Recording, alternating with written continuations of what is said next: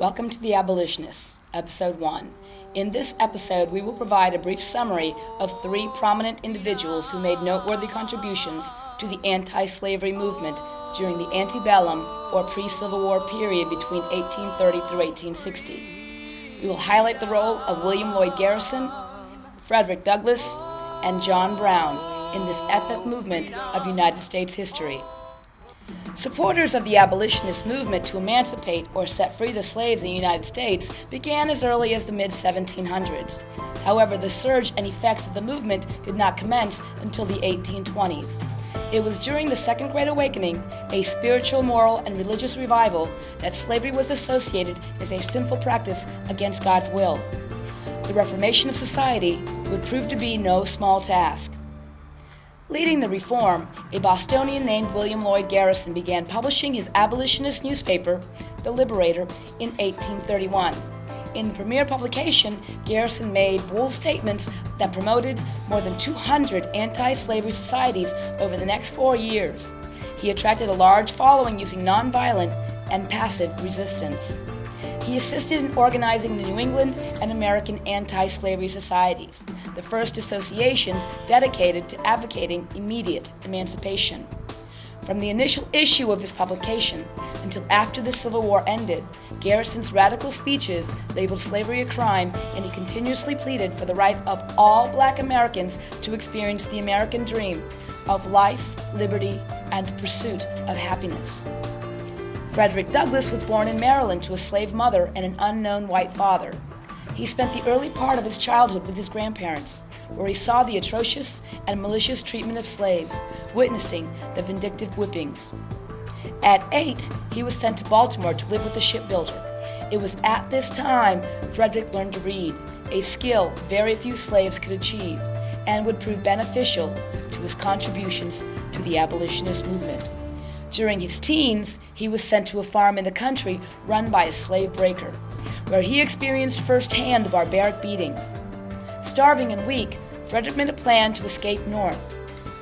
Starting a new life in Massachusetts in 1838, Frederick's dream came to light. He improved himself by continuing his reading. He subscribed to William Lloyd Garrison's Liberator, and in 1841 saw Garrison speak. When the two met, Garrison urged Douglass to become involved.